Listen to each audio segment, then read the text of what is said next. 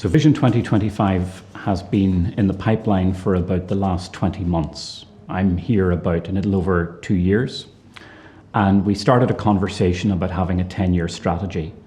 And the 10-year strategy would be the first corporate plan post St Mary's becoming a full independent university. So we've had a series of conversations with staff, with students. We've touched over 3/4 of the staff community. We've taken feedback, we've had exchanges, we've had roundtables, we've had away days, we've involved the governors, we've involved different stakeholders, and we've altered it along the way. It's been a journey. We've had student engagement and involvement. It's involved master planners, it's involved contacts with the local authority, it's involved just this huge conversation. And we've now reached the point where we have this overarching narrative which we're launching on the 19th of October.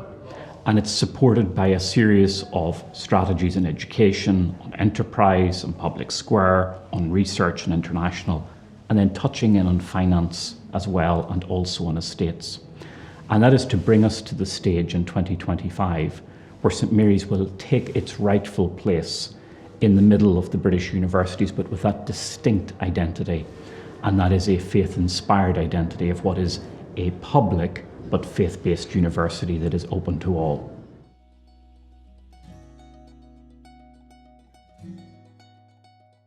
So the vision is built around people, it's built around place, it's built around prospects. It covers everything from research to the education strategy to estate strategy into enterprise. There are new areas, there are traditional areas, but fundamentally it comes back to what will be good for this community of scholars and this community of students. And that as we move towards 2025, we set a realistic and sustainable ambition for St Mary's University to take its rightful place amongst the community of universities in the United Kingdom, but also internationally. Because we're not only a UK university, we're also one of 2,000 Catholic universities in the world, so that global universal dimension. So if one were to take, for example, research, what does it mean in relation to research? It's developing a research expertise in St Mary's that builds upon our teaching excellence, but that actually embodies what a university is, that you have research, you have teaching, and you have enterprise, all being interdependent and intertwined. If we then take it internationally, what is our level of ambition for that? It is that 25% of our student body will come from the world, from outside the United Kingdom. That too will enrich the experience of students here. And then 25% of our students coming from postgraduate. And again, the interaction between undergraduate and postgraduate. So each of our aims is underpinned by a strategy.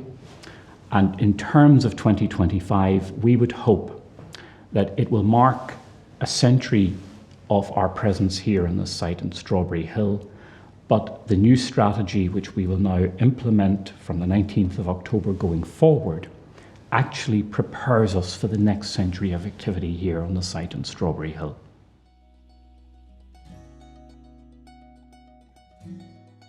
We will achieve this vision primarily through the commitment of the individuals who are here working in the university and the stakeholders that support us. But also we will achieve the vision by building on the legacy that's been handed to us. We've 55 acres of southwest London, which has been bequeathed to us. The bulk of it from 1924, 1925. That was the last huge big investment onto this site. So over the course of the next 9 years, what we would hope to do and aim to do is to have an investment of at least £100 million onto this site. Facilities, whether it be for sport or for drama or for education, to improve the staff-student ratio, to improve the opportunities for student in employment and in work placement, to internationalise the campus, to get our students out into the world, to gain experience in other countries and other cultures, and also to receive students coming in, and also to receive staff from other universities across the world.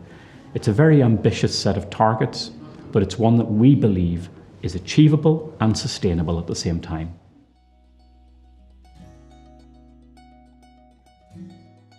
So St Mary's has an ambition to actually play a more active role in national debate, international debate, and also within the local community. And already in the last 2 years, we've made great progress. So you will now see in a variety of publications, St Mary's professors, academics, employees, students, actually appearing in the media. I would cite, for example, in sport, Professor John Brewer, one of our leading lights in sport. You turn on BBC News 24, he's there, he's flying the flag for St Mary's. You see him quoted in the Times newspaper. You see Professor Philip Booth quoted in the Financial Times.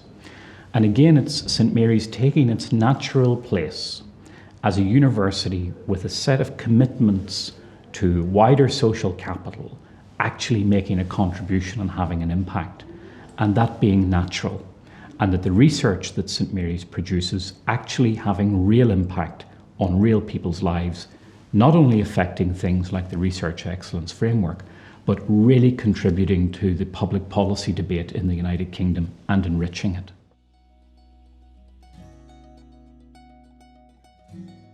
So if I had one central hope for all of this is, are we changing? The answer is yes. Are we growing? The answer is yes. Will there be more investment? The answer is yes. But there is something that I hope that we never lose, and that is the sense of community that characterises St Mary's. It's why our students come. It's why a lot of our staff come, and it's why our staff stay. It's why I came.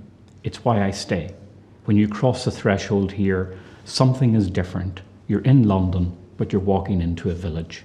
We have to constantly remember the premium that we must place upon community. And growing and changing doesn't come at the expense of community. We want to retain that. That's what's distinctive, and that's what's special.